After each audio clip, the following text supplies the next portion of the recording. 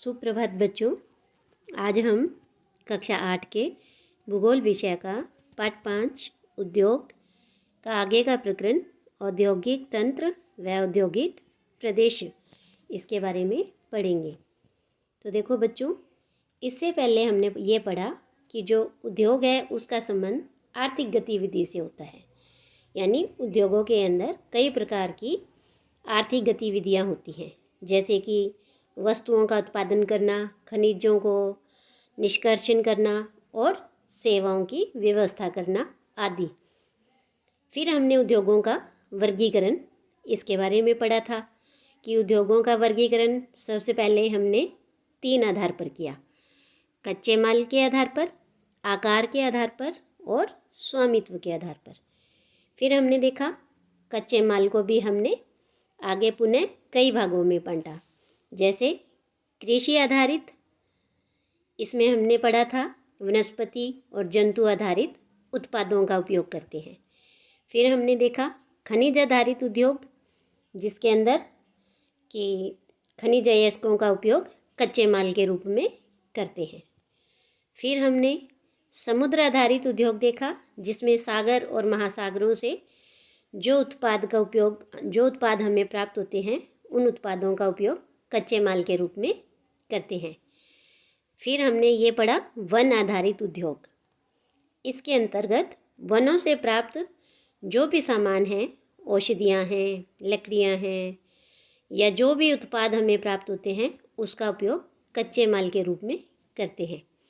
इसके बाद हमने देखा कि आकार के आधार पर जो उद्योग हैं वो 2 प्रकार के होते हैं: लघु आकार, जैसे कि जो छोटे पैमाने के उद्योग होते हैं, टोकरी बनाना, मिट्टी के बर्तन बनाना, हाथ से वस्तुएं बनाना आदि। फिर दूसरा हमने देखा इसमें वृहत आकार के उद्योग, जैसे कि ऑटोमोबाइल कंपनी है, भारी मशीनों का निर्माण करना है, कार बनाना आदि। इस तरह से आकार के आधार पर हमने 2 प्रकार के उद्योगों का वर्गीकरण किया था। इसके बाद हमने देखा स्वामित्व के आधार पर, जिसमें निजी क्षेत्र के जो उद्योग हैं उसका स्वामित्व या संचालन एक व्यक्ति के द्वारा या कई व्यक्ति मिलकर कर सकते हैं। सार्वजनिक क्षेत्र का उद्योग, जिसका संचालन सिर्फ सरकार द्वारा किया जाता है। फिर संयुक्त क्षेत्र का संचालन, जिसका स्वामित्व राज्य सरकार के द्वारा और व्यक्तियों के संयुक्त रूप से होता है, या फिर कुछ व्यक्तियों के समूह द्वारा इनका संचालन किया जा सकता है। और इसका आखिरी प्रकार हमने देखा सहकारी क्षेत्र के उद्योग, जिसके अंतर्गत इन उद्योगों का संचालन और स्वामित्व जो कच्चा माल उत्पादक हैं या जो कच्चे माल को उद्योगों तक देते हैं, जो पूर्तिकार इनकी पूर्ति करते हैं कच्चे माल की, वो लोग या फिर जो कामगार हैं, ये दोनों ही इसके सहकारी क्षेत्र के जो उद्योग हैं उनका संचालन करते हैं। और आज हम पढ़ेंगे उद्योगों की इस अवस्थिति को प्रभावित करने वाले कारक। तो देखो, सबसे पहले कि ये अवस्थिति मतलब होता है कि टिकाव, विद्यमानता, कि कहाँ कहाँ उद्योग स्थित हैं। वे कारक जो उद्योगों की अवस्थिति को प्रभावित करते हैं, जैसे कि कच्चा माल, श्रम, पूंजी, बाजार, जल, विद्युत, भूमि, परिवहन और संचार। तो ये जो चीज़ें हैं, ये जो कारक हैं, ये सारे इन्हीं उद्योगों की अवस्थिति को प्रभावित करने वाले कारक हैं। उद्योग उन्हीं स्थानों पर केंद्रित होते हैं जहाँ इनमें से कुछ या सारे कारक आसानी से उपलब्ध होते हों। कभी कभी सरकार कम दाम पर विद्युत उपलब्धता, कम परिवहन लागत या अन्य अवसंरचना जैसे प्रोत्साहन प्रदान करती है, ताकि इन पिछड़े क्षेत्रों में भी उद्योग स्थापित किया जा सके। और औद्योगिकरण से प्राय नगरों और शहरों का विकास होता है और उनकी वृद्धि होती है। तो देखो बच्चों कि जो उद्योग हैं वो कहाँ लगाई जाएंगे, जहाँ ये सारे साधन हैं वो आसानी से मिल सके और कभी कभी इन साधनों के लिए आसानी से ना मिले तो सरकार भी है कम परिवहन पर लागत देती है, बिजली देती है, और भी कई इनमें से हैं जो आसानी से कारक है उपलब्ध करवाने की कोशिश करती है, जिससे क्या है कि जिस शहर में या जिस नगर में ये उद्योग होंगे, फैक्ट्री होगी, तो उससे नगरों का और शहरों का विकास होगा, उसके आसपास के जो गांव हैं उनके लोगों को रोज़गार मिलेगा। इसके बाद हम बात करते हैं औद्योगिक तंत्र की, कि औद्योगिक तंत्र में निवेश, प्रक्रम और निर्गत शामिल होते हैं। तो देखो कि निवेश, प्रक्रम और निर्गत ये क्या है, तो हम इसके बारे में पहले समझते हैं कि देखिए, निवेश में कच्चे माल, श्रम, भूमि की लागत, जल की उपलब्धता, परिवहन, विद्युत और अन्य संरचना शामिल है। देखो, निवेश कि किसी उद्योग को स्थापित करने में, उद्योग को चलाने में, फैक्ट्री को चलाने में हम कितनी उसमें पूंजी लगा रहे हैं, कितने लोग उसमें काम कर रहे हैं, भूमि कैसी है और अन्य संसाधन कैसे हैं, किन किन साधनों की आवश्यकता होगी, तो ये सारी चीज़ें हैं निवेश के अंतर्गत आती है। इसके बाद बात करते हैं हम प्रक्रम। इसके अंतर्गत कई तरह के क्रियाकलाप शामिल हैं जो कच्चे माल को परिष्कृत माल में परिवर्तित करते हैं। यानी किसी भी कच्चे माल से एक कोई वस्तु को बनाने में किन किन कामों को करते हैं, वो सारे काम किसके अंतर्गत आएंगे, इस प्रक्रम के अंतर्गत आएंगे। इसके बाद निर्गत। निर्गत क्या होता है, जो उस फैक्ट्री से, उस उद्योग से, उस कारखाने से अंत में उत्पाद यानी कोई वस्तु बनकर आती है और उससे जो आय होती है, जो कमाई होती है, वो हुआ हमारा निर्गत। तो इस तरह से इस औद्योगिक तंत्र के लिए ये तीन चीज़ें आवश्यक हैं, निवेश, प्रक्रम और निर्गत। इन तीनों का होना आवश्यक है। इसको हम एक उदाहरण के द्वारा समझते हैं, जैसे सूती वस्त्र उद्योग। तो अब हम इसके संदर्भ में देखिए कि सबसे पहले हमें कच्चा माल चाहिए, कपास। फिर उस कपास को जो मानव श्रम के द्वारा तोड़ा जाता है, जिसे ओंटना कहते हैं, फिर उसकी कताई होती है, धागा बनाया जाता है ना। फिर उसके लिए कारखाना, परिवहन लागत, ये सारे क्या हैं, ये उसके निवेश हैं। तो कपास, मानव श्रम, कारखाना, परिवहन लागत, ये सारे निवेश हैं। फिर इसके बाद बात है प्रक्रम में, जैसे ओटाई, कटाई, बुनाई, रंगाई और छपाई, और इस तरह से कपड़ा बन गया, तो ये हुआ प्रक्रम। और कमीज, जो कपड़ा बना उस कपड़े से क्या कमीज बनी, जिसे हम सब पहनते हैं, और वो उसका क्या हो गया, उत्पादन। और इस कमीज को बेचने से जो आय हुई वो भी उसका क्या हुआ, निर्गत हुआ। तो इस तरह से निवेश, प्रक्रम और निर्गत ये इस औद्योगिक तंत्र को चलाने में, बनाने में एक महत्वपूर्ण कारक होते हैं। इसके बाद देखिए, हम बात करेंगे औद्योगिक प्रदेश की। औद्योगिक प्रदेश का विकास तब होता है जब कई तरह के उद्योग एक दूसरे के निकट स्थित होते हैं, तभी तो प्रदेश बनेगा ना। तो और वे अपनी निकटता के लाभ आपस में बांटते भी हैं। विश्व के प्रमुख औद्योगिक प्रदेश पूर्वोत्तर अमेरिका, पश्चिमी और मध्य यूरोप, पूर्वी यूरोप और पूर्वी एशिया है। मुख्य औद्योगिक प्रदेश अधिकांशतः शीतोष्ण कटिबंधीय क्षेत्रों, समुद्री पत्तनों, पत्तन एक तरह से बंदरगाह, समुद्री किनारे, उनके समीप और विशेष तौर पर कोयला क्षेत्रों के निकट स्थित होते हैं। तो देखो, इन्हीं सारे स्थानों को हम, इन प्रदेशों को इस मानचित्र के द्वारा समझने की कोशिश करते हैं।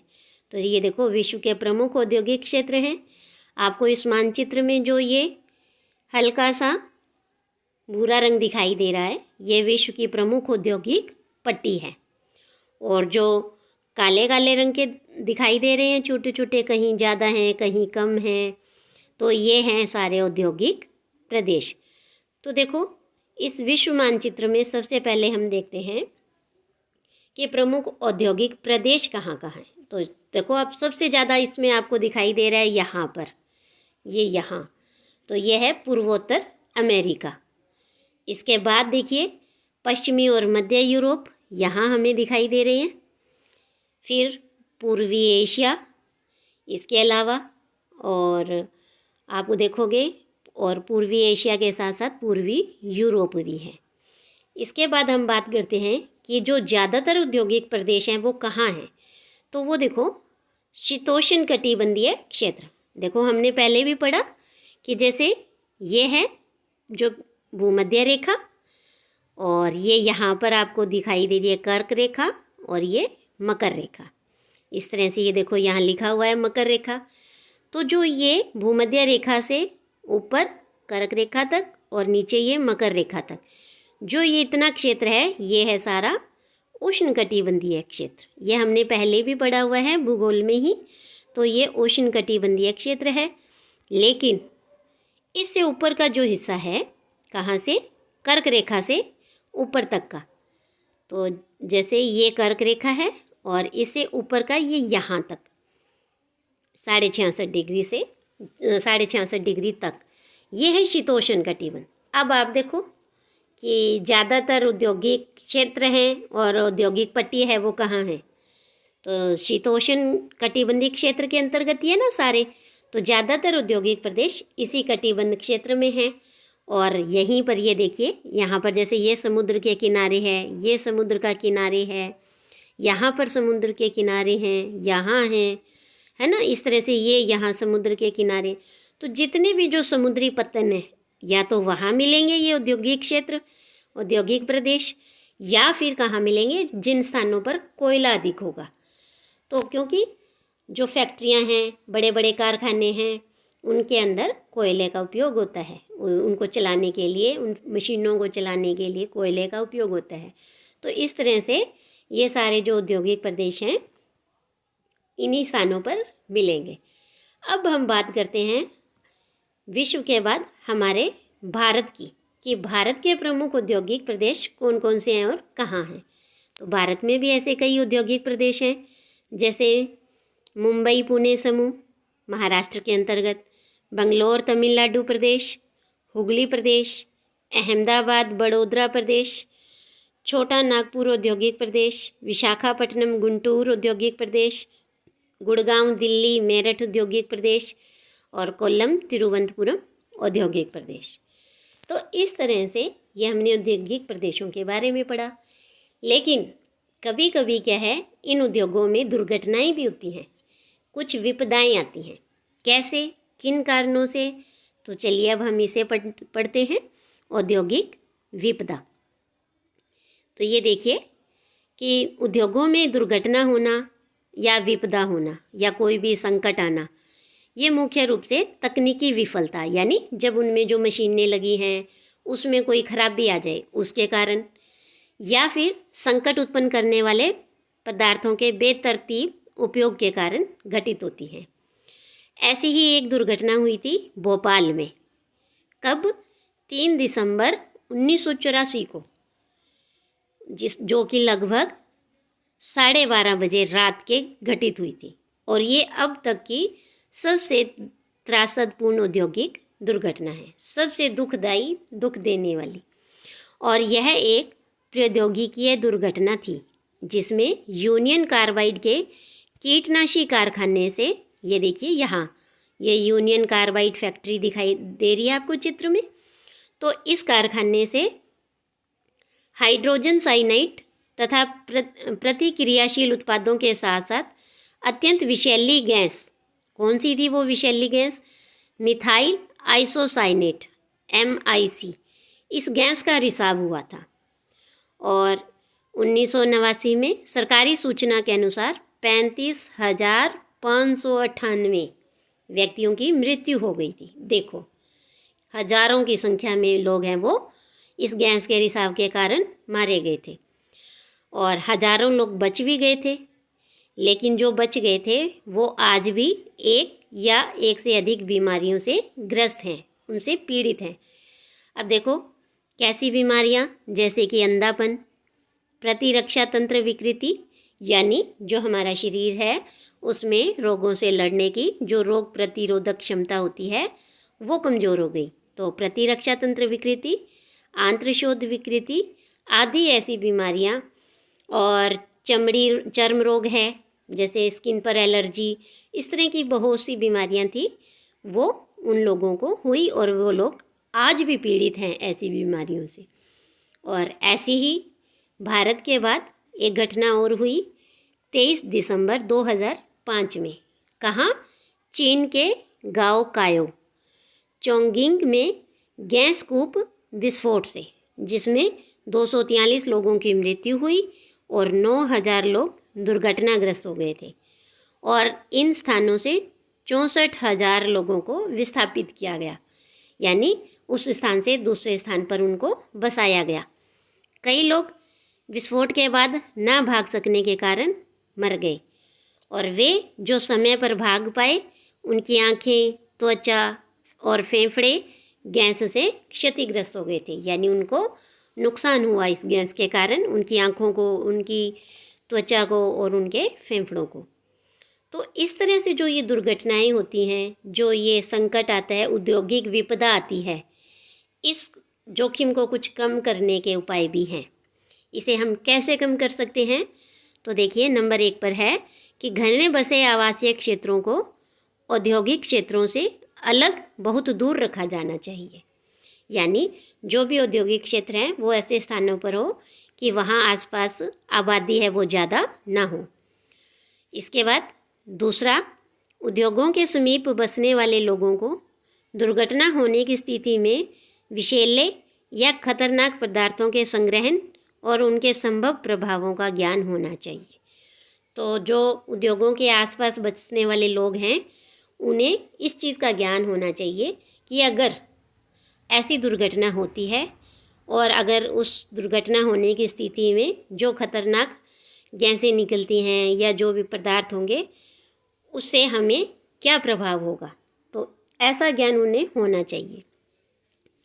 तीसरा, आग की चेतावनी और अग्निशमन की व्यवस्था को उन्नत किया जाना चाहिए। यानी कि इन उद्योगों में इस तरह के उसमें हम यंत्र लगवा सकते हैं कि आग लगने पर वो चेतावनी दे सके। नंबर 4, विषैले पदार्थों के भंडारण क्षमता की सीमा भी होनी चाहिए। इसके बाद नंबर 5 है कि उद्योगों में प्रदूषण नियंत्रण के उपाय को उन्नत किया जाना चाहिए। तो इस तरह से हम इस औद्योगिक विपदा को कम कर सकते हैं। तो कुछ ऐसे उपाय हैं जिनसे हम मनुष्य को और उन उद्योगों से, उस जो जहरीली गैसें निकलती हैं, होने वाले रोगों से बच सकते हैं। तो इसके बाद हम देखेंगे कि प्रमुख उद्योग कौन कौन से हैं, उनका वितरण कैसे है। कि विश्व के प्रमुख उद्योग हैं जैसे लोहा इस्पात उद्योग, सूती वस्त्र उद्योग और सूचना प्रौद्योगिकी उद्योग, और इनका क्या सभी जगह वितरण है वो समान है। तो उद्योगों का जो वितरण है हम वो आगे की वीडियो में पढ़ेंगे। आज के लिए इतना ही। धन्यवाद।